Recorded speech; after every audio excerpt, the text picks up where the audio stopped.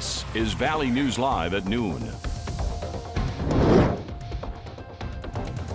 New for you at noon. An early morning chase resulted in a crash downtown. Police say around 12:15 this morning near Island Park, they tried to pull over a car, but the driver kept going and eventually hit another vehicle. 34-year-old James Dubois of Minot is facing multiple charges, including preventing arrests, aggravated reckless endangerment, possession of meth, and more. Dubois led officers on a chase on foot before he was arrested a few blocks from the scene. A North Dakota man is facing several decades behind bars for sexually assaulting a child. 40-year-old Adam Putra of Belcourt is serving 36.5 years in prison for attacks on an 11-year-old. The judge also imposed a lifetime of supervision for Putra. Now, Grand Forks Police Department is warning you of a high-risk sex offender. 34-year-old Jason Cortez is living in the 1200 block of 39th Street North, number 5. Cortez was convicted of first-degree sexual conduct in 2014. Records show he punched the victim in the face several times and then he raped her. Police say that high-risk sex offenders are considered the most likely to reoffend. Well, it's finally the end of the work week and we could expect some rain. Let's check in with meteorologist Lisa Green. And Lisa, we finally made it to Friday. We did, and we have to put up with rain to end the week here. We're looking at plenty of it in eastern North Dakota, the southern end of the valley experiencing it too. And then if you're up toward the border, international border back in northwest Minnesota, it's a little bit quieter for you, maybe even some sunshine peeking through. So it just depends on where you are yet again today for these scattered showers. Where we're seeing the more significant rain stretches from right at Devil's Lake, back down through New Rockford in the Carrington area in the yellows and oranges there. And then more scattered light rain showers affecting places like Jamestown and Valley City. And then for Fargo, a couple of sprinkles detected overhead, but there is some rain to the south into Richland County. It's affecting Wahpeton, Breckenridge, down toward the Hankinson area. And this is all moving north. Keep in mind, that's where our systems or our rounds of rain and thunder have been coming from, is from south to north essentially. So this may move into the Fargo-Moorhead area over the next hour or two as we continue on through the afternoon. More heavy rain a little farther south, and that will be affecting more places like Lakes Country in Minnesota later this afternoon too.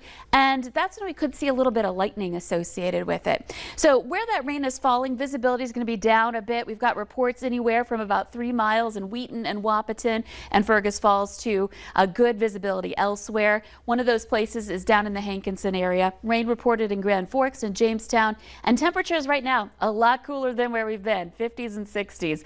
Let you know how warm we'll get today and take a look at that forecast heading into tonight and the weekend too, coming up in just a couple of minutes. Sounds good. Thank you, Lisa. Well, a Polk County driver is lucky to be alive after their vehicle was hit by lightning.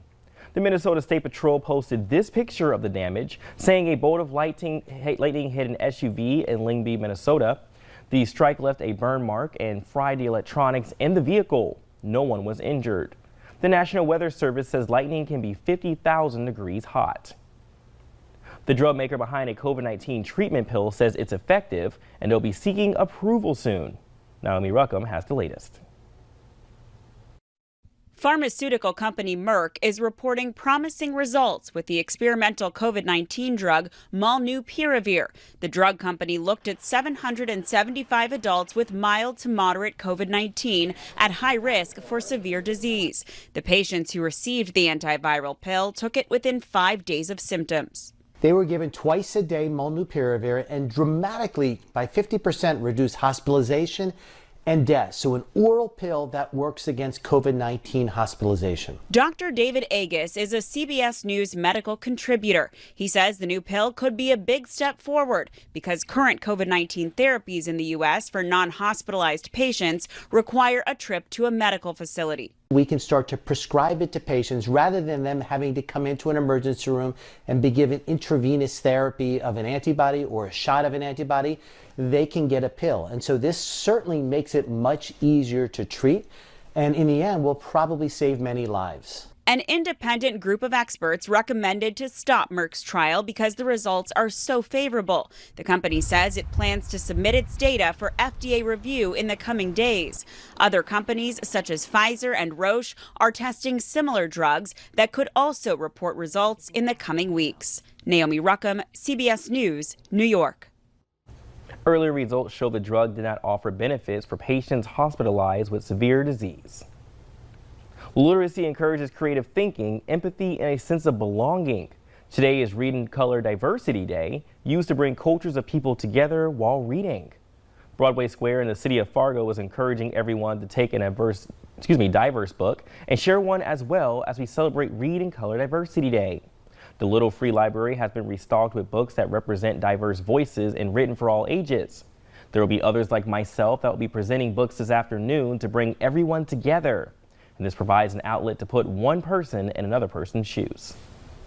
Well, I mean, I think that's part of the point of reading, is that you get to dive into the life of somebody else and see what their experiences are. For one group to show that there are other people out there that have your same experiences and have your same concerns of, like, people mispronouncing your name and things like that, you're not alone. The event will be at Broadway Square between 4 to 6 today. Everyone is welcome to attend. Well, if you're going to the Eric Church concert in Grand Forks tonight, plan for long waits. Grand Forks police are warning of more traffic than usual around the Alerus Center. Police say there are around 11,000 people expected to attend tonight's concert. Officials estimated that 22,000 concert goers went to Luke Combs' concert at the Alerus on September 17th. People reported being stuck in slow-moving traffic for hours. Traffic is expected to be the worst from 6 to 8 and again from 10:30 to midnight. Police are asking those not attending tonight's country concert to take alternative routes. Well, coming up at noon, we talk about the importance of recycling to prevent plastics from ending up in the wrong places. We now have to worry about face masks. But next, Lisa Green has weather to plan your day.